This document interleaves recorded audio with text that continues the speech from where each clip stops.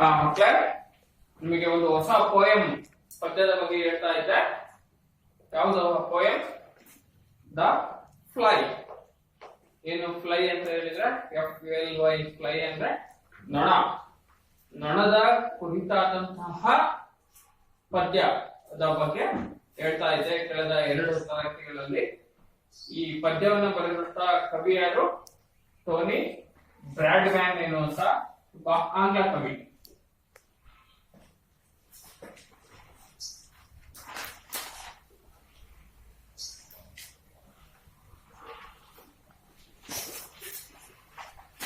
Tony ಬ್ರಾಡ್ಮ್ಯಾನ್ ಎನ್ನುವಂತ ಒಬ್ಬ English poet.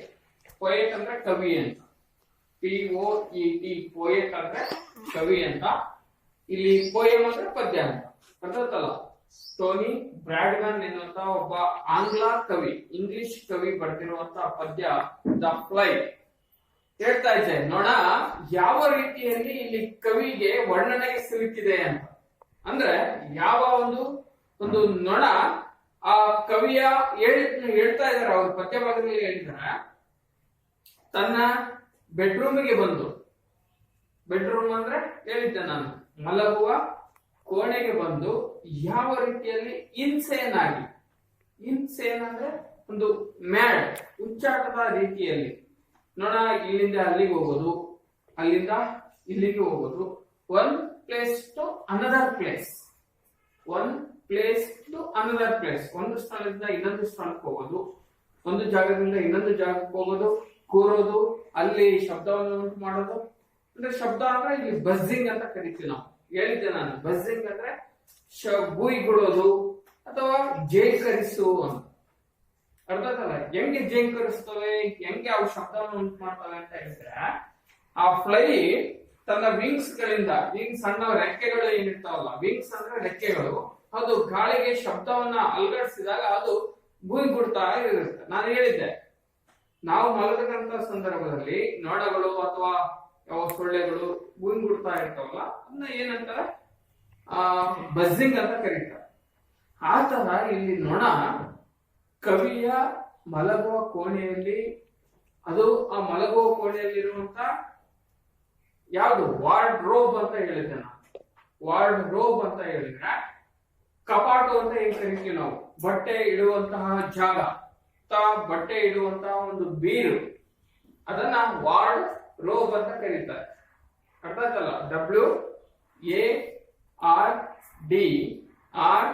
WARDROBE, ward robe ಅಂತ ಕರೀತಾರೆ. ಕಪಾಟು ಅಥವಾ ಬಟ್ಟೆಯ ಬೀರು ಅಂತ ಕರೀತಾರೆ. ಅರ್ಥ ಆಗುತ್ತಲ್ಲ? ಅಲ್ಲಿ ಬಂದು ಕೂರ್ತಾ ಇತ್ತಂತೆ, ಅಲ್ಲಿ ಹೋಗಿ ಕೂರ್ತಾ ಇತ್ತಂತ, ಅದರ ಮೇಲೆ ಹೋಗಿ ಕೂರೋದು. ಆ ನಂತರವಾಗಿ ಮತ್ತೆ ಹೋಗ್ತಾ ಇತ್ತು ಆ ನೊಣ, ಆ ಒಂದು ವಿಂಡೋ ಫೇನ್, ಆ ಕಿಟಕಿಯ ಗಾಜಿನ ಮೇಲೆ ಹೋಗಿ ಕುತ್ಕೊಳ್ಳೋದಂತೆ. ವಿಂಡೋ ಪೇನ್ ಅಂದ್ರೇನು? ವಿಂಡೋ ಅಂದ್ರೆ ಕಿಟಕಿ, ಪೇನ್ ಅಂದ್ರೆ ಆ ಕಿಟಕಿಯ ಗಾಜು, ಆ ಕಿಟಕಿಯ ಫಲಕ, ಆ ಕಿಟಕಿಗೆ ಹಾಕಿರ್ತಾರಲ್ಲ ಫಲಕ, ಫಲಕ ಅಂದ್ರೆ ಒಂದು ಗಾಜು, ಅದರ ಮೇಲೆ ಹೋಗಿ ಕುತ್ಕೊಳ್ಳೋದಂತೆ. ಮತ್ತೆ ಇನ್ನೆಲ್ಲಿ ಹೋಗಿ ಕೂರೋದು? Landing on the pillow. Pillow ಅಂದ್ರೆ ತಲೆದಿಬ್ಬು, ಆ ಹಾಸಿಗೆ ಮೇಲೆ ಹಾಕಿದಂತಹ ತಲೆದಿಂಬಿನ ಮೇಲೆ ಹೋಗಿ ಕೂತ್ಕೊಳ್ಳೋದಂತೆ. ಮತ್ತಿನ್ನೆಲ್ಲಿ ಕೂರ್ತು, ಕೊನೆಗೆ ಅಲ್ಲಿ ಇಲ್ಲಿ ಕೂರ್ತಾ ಇದ್ದಂತಹ ನೊಣ ಸ್ವತಃ ಹೇಳ್ಕೊಂಡಿದ್ದಾರೆ ಕವಿ, ನನ್ನ ಮೂಗಿನ ಮೇಲೆ ಏನ್ ಮಾಡ್ತಾ ಇತ್ತು? ವಾಕ್ ಮಾಡ್ತಾ ಇತ್ತು. ವಾಕ್ ಅಂದ್ರೆ ಏನು? ನಡೀತಾ ಇತ್ತು. ನೋಡಿ, ಅಲ್ಲೆಲ್ಲೋ ವಾರ್ಡ್ರೋಬ್ ಮೇಲೆ ಕೂರ್ತು, ಆಮೇಲೆ ಕಿಟಕಿಯ ಗಾಜಿನ ಮೇಲೆ ಕೂರ್ತು, ಹಾಸಿಗೆ ಮೇಲೆ ಬಂತು, ಹಾಸಿಗೆ ಮೇಲಿಂದ ಪಿಲ್ಲೋ, ಆ ತಲೆದಿಂಬು, ತಲೆದಿಂಬಿಗೆ ಇಂಗ್ಲಿಷ್ ಅಲ್ಲಿ ಪಿಲ್ಲೋ ಅಂತ ಕರೀತಾರೆ, ಆ ಪಿಲ್ಲೋ ಮೇಲೆ ಬಂದು ಕೂರ್ತು, ಆಮೇಲೆ ಅವರ ಮೂಗಿನ ಮೇಲೆ ಏನ್ ಮಾಡ್ತಂತೆ? ವಾಕ್ ಮಾಡ್ತಂತೆ. ಆ ನಂತರವಾಗಿ ಏನ್ ಮಾಡ್ತು? Looking at the eyeball. Eyeball ಅಂದ್ರೆ ಕಣ್ಣಿನ ಗುಡ್ಡೆ. ಲುಕ್, ಆ ನೊಣ ಆ ಒಂದು ಕಣ್ಣಿನ ಗುಡ್ಡೆಯನ್ನೇ ಏನ್ ಮಾಡ್ತಾ ಇತ್ತು? ನೋಡ್ತಾ ಇತ್ತು. ಅರ್ಥ ಆಯ್ತಲ್ಲ? ಆಮೇಲೆ ಇನ್ನೇನ್ ಮಾಡ್ತು? ಸಡನ್ ಆಗಿ ಗೋ ಅವೇ, ಸ್ವಲ್ಪ ದೂರ ಹೋಯ್ತು. ಎಲ್ಲಿ ಹೋಯ್ತು? ಆ ಮೇಲ್ಗಡೆ ಸೀಲಿಂಗ್, RCC ಹಾಕಿರ್ತಾರಲ್ಲ, RCC ಸೀಲಿಂಗ್, ಆ ಒಂದು ಚಾವಣಿಯ ಒಳ ಒಂದು ಮೇಲ್ಭಾಗ ಏನಿದೆ ಅಲ್ಲ, ಅದರ ಮೇಲೆ ಹೋಗಿ ಕೂರ್ತಂತೆ. ಮತ್ತೆ ಅಲ್ಲೊಂದ್ ಸ್ವಲ್ಪ ಹೊತ್ತು ಬಿಟ್ಟು ಮತ್ತೆ ಅಲ್ಲಿ ಬಂತು, ಮತ್ತೆ ವಾಪಸ್ ಬೆಡ್ ಮೇಲೆ ಬಂತು, ಮತ್ತೆ ಹತ್ರ ಬಂತು. ನಿಯರ್ ನಿಯರ್ ನಿಯರ್ ಅಂದ್ರೆ ಹೇಳಿದ್ದೆ ನಾನು, NEAR ನಿಯರ್ ಅಂದ್ರೆ ಹತ್ತಿರ. ಮತ್ತೆ ಹತ್ತಿರಕ್ಕೆ ಬಂತಂತೆ. ಅಂದ್ರೆ ಒಂಥರ ಇಲ್ಲಿ ಇನ್ಸೈನ್ ಆಗಿ, ಇನ್ಸೈನ್ ಅಂದ್ರೆ ಉಚ್ಚಾಟದ ರೀತಿಯಲ್ಲಿ ಇಲ್ಲಿಂದ ಅಲ್ಲಿಗೆ ಹೋಗುದು, ಅಲ್ಲಿಂದ ಇಲ್ಲಿಗೆ ಹೋಗುದು ಮಾಡ್ತಾ ಇತ್ತು. ಯಾವುದು? ಫ್ಲೈ. ನೋಡ, ಇಷ್ಟು 4 ಪ್ಯಾರಾದ ಬಗ್ಗೆ ಹೇಳಿದ್ದೆ ನಾನು, ಹೌದಾ? ಈಗ 5ನೇ ಪ್ಯಾರಾವನ್ನ ನೋಡ್ಕೊಳ್ರಿ. It is buzzing round the bedpost.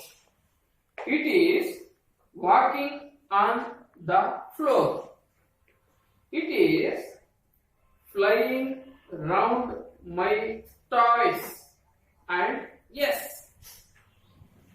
it is buzzing on the door. The flies buzzed off and left me. So now I will close my eyes. But wait, do I hear buzzing? Do I hear buzzing? Question mark ಇದೆ, ಹೌದಾ? ನೋಡಿ next. It is back. Surprise. ಇನ್ನೊಂದ್ಸರಿ ಓದ್ತೀನಿ ನೋಡಿ. 5ನೇ para ನೋಡ್ಕೊಳ್ರಿ ಇನ್ನೊಂದ್ಸರಿ. It is buzzing round the bedpost. BUZZING. Buzzing. Round. ROUND. Round. The bedpost. BEDPOST. Bedpost. It is walking. WALKING. Walking on the floor. FLOOR. Floor. It is flying. FLYING. Flying round. ROUND. Round my toys. TOYS. Toys. And yes, it is buzzing on the door. DOOR. Door. Next paragraph. The flies buzzed. BUZZED. Buzzed off. OFF. And left me. So now, NOW. Now I will close my eyes.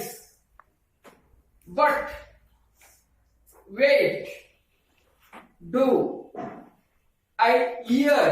HEAR. Buzzing. It is back. Surprise. SURPRISE.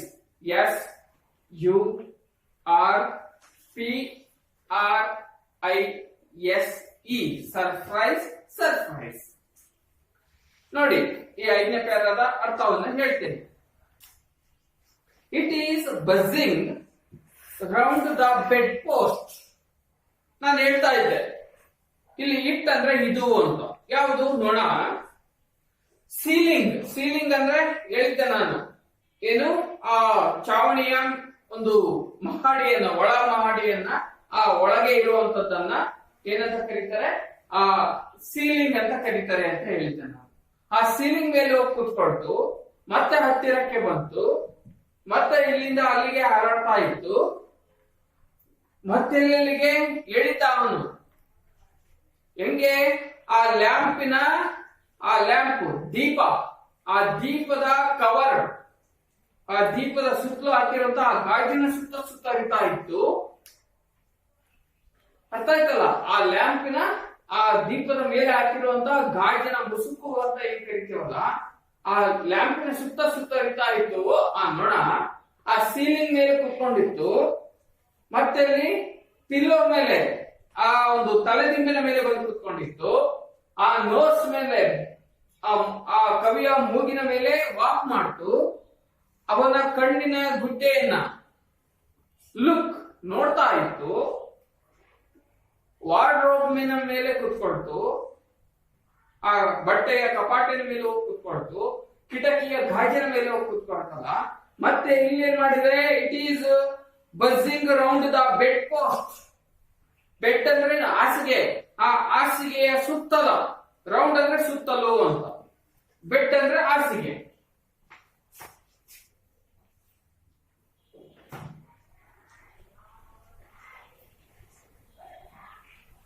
Bed ಅಂದ್ರೆ ಹಾಸಿಗೆ, round ಅಂದ್ರೆ ಸುತ್ತಲೂ.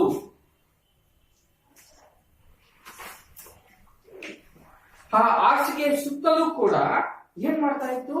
ಶಬ್ದವನ್ನ ಮಾಡ್ತಾ. Bushing ಅಂದ್ರೆ ಶಬ್ದ ಅಂತ, ಜೇಂಕರಿಸು, ಗೋಯಿಂಗಳು ಅಂತ ಶಬ್ದ ಮಾಡ್ಕೊಂಡು ಅದ್ರ ಸುತ್ತಲ ತಿರುಗ್ತಾ ಇತ್ತು. ನೆಕ್ಸ್ಟ್ ಏನು? It is walking on the floor. ಮತ್ತೇನ್ ಮಾಡ್ತು? It is walking. ವಾಕಿಂಗ್ ಅಂದ್ರೆ ನಡೀತಾ ಇತ್ತು. ವಾಕಿಂಗ್ ಅಂದ್ರೆ ನಡೆಯೋದು ಅಂತ ಹೇಳಿದ್ದೆ ನಾನು. ವಾಕಿಂಗ್ ಅಂದ್ರೆ ನಡೆಯೋದು, ರನ್ನಿಂಗ್ ಅಂದ್ರೆ ಓಡೋದು ಅಂತ ಹೇಳಿದ್ದೆ ನಾನು, ಹೌದಾ?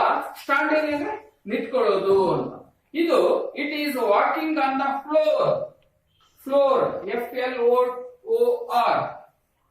ಅಂದ್ರೆ ನೆಲ, ನೆಲ ಅಥವಾ ನೆಲ ಹಾಸು. ಈಗ ಸಾಮಾನ್ಯವಾಗಿ ಹೇಳ್ತಾ ನೋಡ್ರಿ, ಏನು ಅಂತ ಹೇಳಿದ್ರೆ, ಫಸ್ಟ್ ಫ್ಲೋರ್ ಅಲ್ಲಿ ಇದೀವಿ, ಗ್ರೌಂಡ್ ಫ್ಲೋರ್ ಅಲ್ಲಿ ಇದೀವಿ. ನೀನ್ ಎಷ್ಟನೇ ಫ್ಲೋರ್ ಅಲ್ಲಿ ಇದೀಯಾ? ನಾನು 2ನೇ ಫ್ಲೋರ್ ಅಲ್ಲಿ ಇದ್ದೀನಿ. 3ನೇ ಫ್ಲೋರ್ ಅಲ್ಲಿ ಇದೀನಿ. ಬೆಂಗಳೂರಲ್ಲಿ ಒಂದು ಮನೆ ಇದೆ, ಅದು ಎಷ್ಟು? ಅದಕ್ಕೆ 10 ಫ್ಲೋರ್ ಇದಾವೆ ಅಂತ. ಫ್ಲೋರ್ ಅಂದ್ರೆ ಮಹಡಿಗಳು ಅಂತ, ನೆಲ ಮಹಡಿಗಳು ಅಂತ ಕರೀತಾರೆ. ಈಗ ಗ್ರೌಂಡ್ ಫ್ಲೋರ್, ಈಗ ಕೆಲವೊಂದು ದೊಡ್ಡ ಬಿಲ್ಡಿಂಗ್ ಗಳಲ್ಲಿ ಕೆಳಗೆ ನೆಲದಾಗೆ ವೆಹಿಕಲ್ ಗಳನ್ನು ನಿಲ್ಸೋದಕ್ಕೆ, ಕಾರ್ ಗಳನ್ನು ನಿಲ್ಸೋದಕ್ಕೆ ಮಾಡಿರ್ತಾರೆ ನೋಡಿ, ಅದನ್ನ ಗ್ರೌಂಡ್ ಫ್ಲೋರ್ ಅಂತ ಕರೀತಾರಲ್ಲ, ಹೌದಾ? ಇಲ್ಲ ಅಂದ್ರೆ ನೆಲ ಮಹಡಿ. ಗ್ರೌಂಡ್ ಫ್ಲೋರ್ ಅಂದ್ರೆ ನೆಲ ಮಹಡಿ ಅಂತ. ಇಲ್ಲಿ ಏನು ಅಂತ ಹೇಳಿದ್ರೆ, ಇಲ್ಲಿ it is walking on the floor. ಆ ನೆಲದ ಮೇಲೆ ಏನ್ ಮಾಡ್ತಾ ಇತ್ತು? ವಾಕ್ ಮಾಡ್ತು. ಹಾಸಿಗೆ ಸುತ್ತರಿತ್ತು, ಮತ್ ನೆಲದ ಮೇಲೆ ನಡೆಯೋದಕ್ಕೆ ಸ್ಟಾರ್ಟ್ ಮಾಡ್ತು ಅಂತ. ಇಲ್ಲಿ ನೋಡಿ, ಒಟ್ಟಾರೆ ಈ ನೊಣದ ಒಂದು ಲಕ್ಷಣವನ್ನ, ನೊಣದ ಒಂದು ಗುಣವನ್ನ ಈ ಕವಿತೆಯಲ್ಲಿ, ಈ ಪದ್ಯದಲ್ಲಿ ಯಾರು? ಟೋನಿ ಬ್ರಾಡ್ಮ್ಯಾನ್ ಎನ್ನುವಂತ ಆಂಗ್ಲ ಕವಿ ವರ್ಣನೆ ಮಾಡಿ ಬರ್ತಿದ್ದಾರೆ. ನೆಕ್ಸ್ಟ್ ನೋಡಿ, ಇಟ್ ಈಸ್ ಫ್ಲೈಯಿಂಗ್. ಫ್ಲೈಯಿಂಗ್ ಅಂದ್ರೆ ಹಾರುವುದು ಅಂತ. ಫ್ಲೈಯಿಂಗ್ ಅಂದ್ರೆ ಹಾರುವುದು.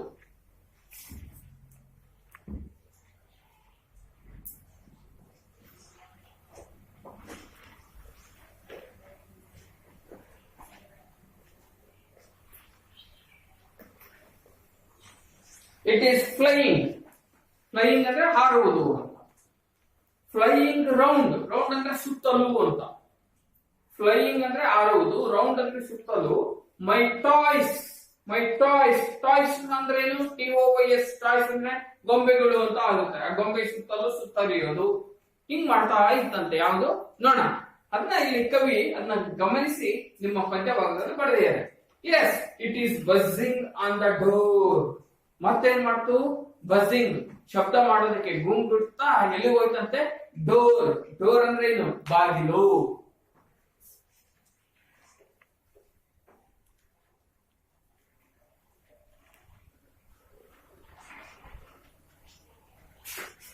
ಡೋರ್ ಅಂದ್ರೆ ಏನು? ಬಾಗಿಲು. ಆನ್ ದ ಡೋರ್ ಅಂದ್ರೆ ಬಾಗಿಲಿನ ಮೇಲೆ ಕುಳಿತುಕೊಂಡು ಅಲ್ಲಿ ಏನ್ ಮಾಡೋದಕ್ಕೆ ಸ್ಟಾರ್ಟ್ ಮಾಡ್ತು? ಬಸ್ ಅಂದ್ರೆ ಶಬ್ದ ಮಾಡೋದಕ್ಕೆ ಸ್ಟಾರ್ಟ್ ಮಾಡ್ತು, ಗುಂಗುಡೋದಕ್ಕೆ ಸ್ಟಾರ್ಟ್ ಮಾಡ್ತು. ಈಗ ಕೊನೆ ಪ್ಯಾರ ನೋಡ್ಕೊಡ್ರಿ, ಲಾಸ್ಟ್ ಪ್ಯಾರ ನೋಡ್ಕೊಡ್ರಿ. The flies. The flies buzzed off. Buzzed ಅಂದ್ರೆ ಶಬ್ದವನ್ನು ಮಾಡ್ತಾ ಇತ್ತು ಅಂತ. ಆಫ್ ಅಂದ್ರೆ ದೂರ ಅಂತ. OFF.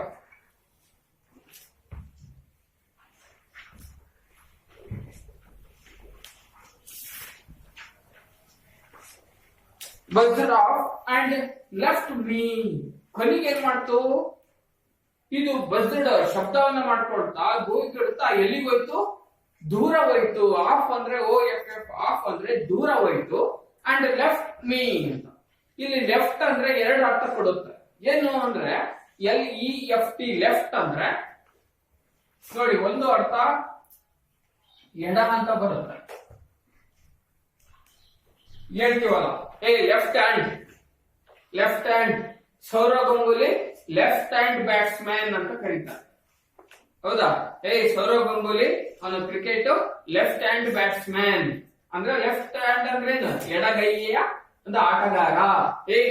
ಲೆಫ್ಟ್ ಹ್ಯಾಂಡ್ ಬೌಲರ್ ಅಂತ ಕರೀತಾರೆ, ಲೆಫ್ಟ್ ಹ್ಯಾಂಡ್. ಲೆಫ್ಟ್ ಅಂದ್ರೇನು ಎಡ, ಹ್ಯಾಂಡ್ ಅಂದ್ರೆ ಕೈ, ಎಡಗೈ ಬೌಲರ್, ಹೌದಾ? Left hand bowler, left hand batsman ಅಂದ್ರೆ ಎಡಗೈ ಆಟಗಾರ ಅಂತ.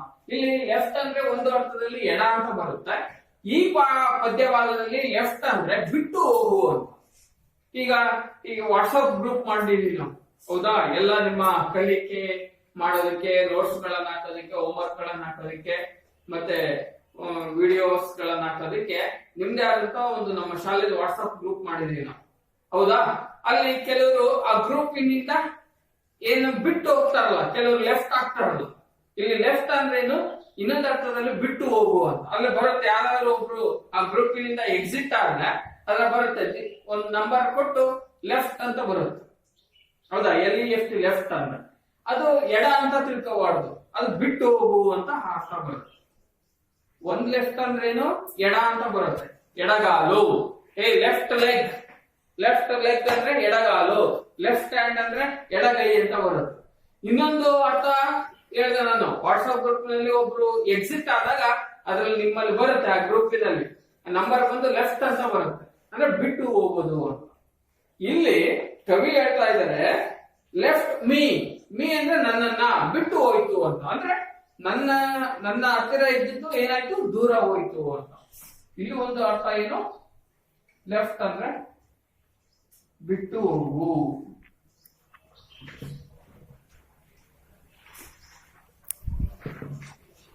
ನೆಕ್ಸ್ಟ್ ನೋಡಿ, ಸೊ ಹಾಗಾಗಿ ನೌ ಅಂದ್ರೆ ಈಗ, I will close my ice. I will ಅಂದ್ರೆ ನಾನು, ಕ್ಲೋಸ್ ಅಂದ್ರೆ ಮುಚ್ಚೋದು ಅಂತ.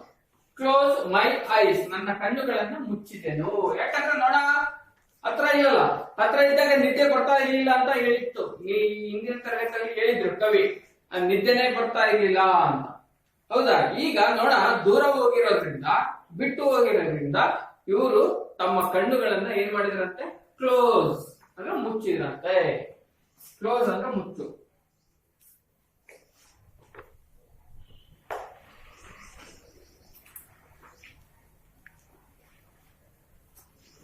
ನೆಕ್ಸ್ಟ್ ನೋಡ್ರಿ, ಬಟ್ ಆದರೆ, ವೇಟ್, ವೇಟ್, WAIT, ವೇಟ್. ಏನ್ ವೇಟ್ ಅಂದ್ರೆ, ಸ್ವಲ್ಪ ವೇಟ್ ಮಾಡು, ನಾನು ಬರ್ತೀನಿ ಅಂತ. ಏನು, ವೇಟ್ ಮಾಡು, ನಾನು ಬರ್ತೀನಿ, ನನ್ ಬಿಟ್ಟು ಹೋಗ್ಬೇಡ ಅಂತಾರಲ್ಲ. ಇಲ್ಲಿ ವೇಟ್ ಅಂದ್ರೆ ಕಾಯು ಅಂತ, WAIT, ವೇಟ್ ಅಂದ್ರೆ ಕಾಯು.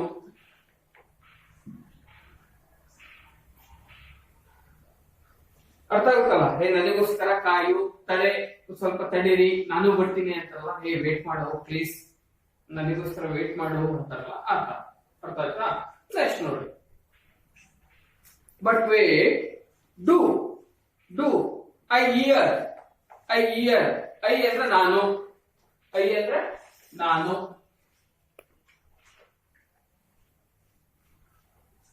ಹಿಯರ್ ಅಂದ್ರೆ ಕೇಳಿಸಿಕೊಳ್ಳು.